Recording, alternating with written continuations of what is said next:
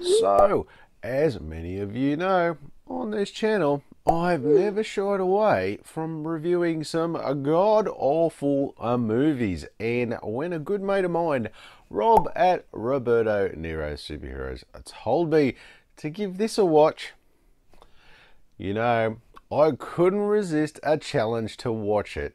And as usual, Rob has managed to recommend another cracker of a movie that is so bad it becomes laugh out loud funny. And with that, I give to you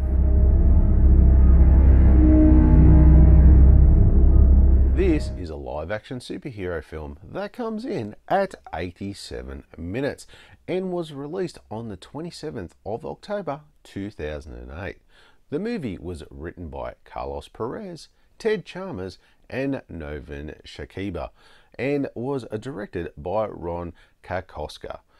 It was released on DVD on the 8th of June 2010 and later on Blu-ray only in Germany on the 26th of April 2019 with no 4K release as of this video. Which was probably a good thing.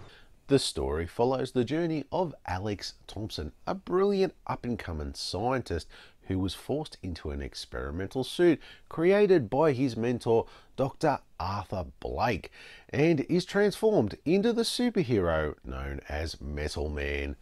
Empowered with the incredible technological abilities, Metal Man sets out to thwart the nefarious plans of a power-hungry villain, threatening to unleash chaos upon the city. As Metal Man grapples with his newfound responsibilities, he must confront internal struggles and navigate the challenges of being a reluctant hero. That's the worst superhero I've ever heard of. So the script is not just bad, but also unapologetically generic.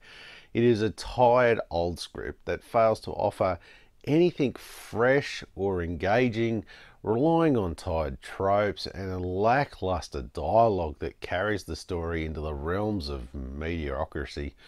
The plot follows a formulaic trajectory that, with a protagonist having extraordinary powers thrust upon them and then subsequently grappling with the responsibility that comes with them, which manages to both be painfully predictable and utterly forgettable. Absolutely! Trying to forget about it myself. The main characters in this movie are so one-dimensional as they lack any depth or complexity in any form, making it challenging to invest any interest in them or the story.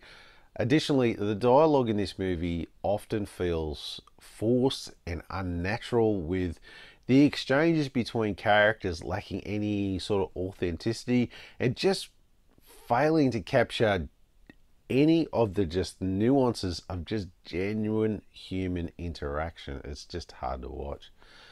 This contributes to a scene of a disconnect between the audience and the characters, hindering the overall viewing experience.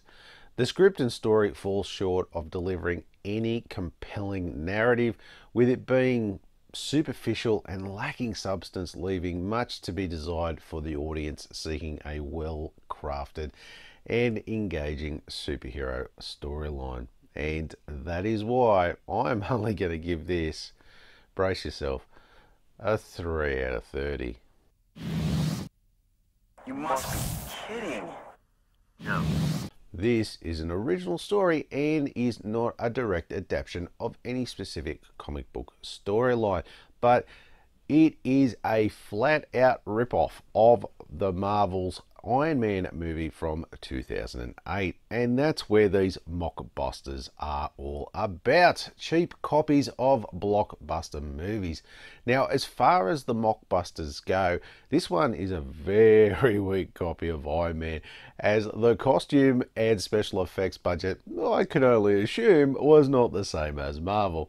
So instead of getting a hero that's shooting lasers and flying around everywhere, we got a hero that does basic kung fu and He drives a minivan. Are you serious? The costume itself was terrible. It looked like a flimsy plastic cosplay outfit, which, with no disrespect to the cosplayers out there, I think actually some cosplayers out there could have done such a better job than these guys did with this suit, because whatever they did with this movie, it was atrocious. And it looks cheap as hell. Now, if we look at the cast list, well, if you know any of these actors, then you've seen your fair share of mockbusters, I say. As most of the cast here, from what I could tell, that's pretty much all they've really done in their careers, is these type of cheap, low-budget movies. And their performances were all on par with each other, and no one stood out at all. Hell, no one was even competent at their roles. That's terrible acting. There was such a lack of chemistry between the actors that was almost palpable. You know, it seemed like the actors took it upon themselves to amplify the cringeworthy nature of the script and dialogue, which itself was already laden with cliches and uninspired writing.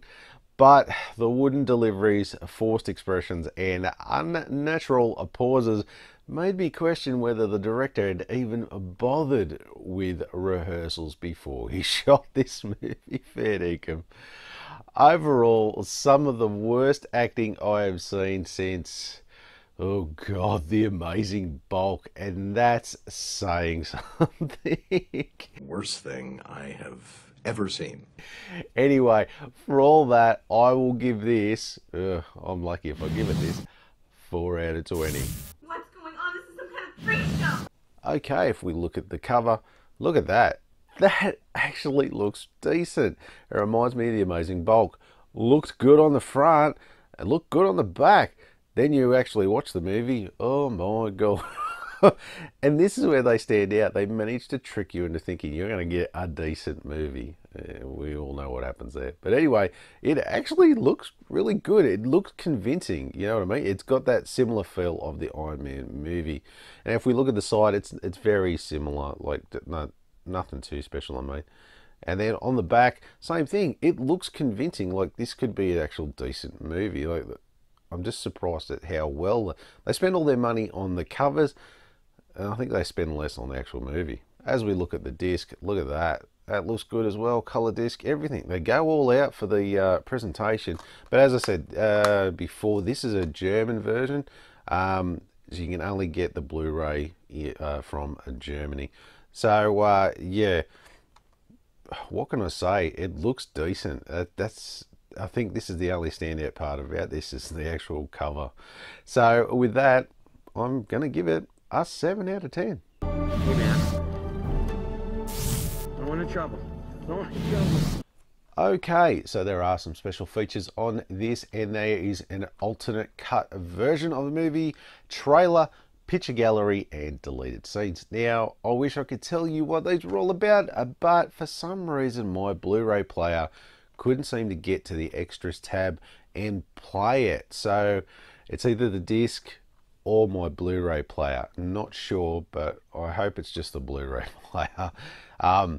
Anyway, if you want to find out what there is, I'm sure if you're keen, you can go out and check out the extras on the internet somewhere. But as I didn't get to see any of them myself, but at least it does have some.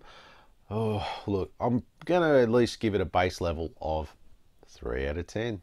What do you need, somebody? Mechaterra M48. As I bring up the Rotten Tomatoes scorecard, as you can see, the critics came in at 0%, and the audience score came in at 29%. So not really surprised here at all for the critics, as there was only one critic that even bothered to look at this movie.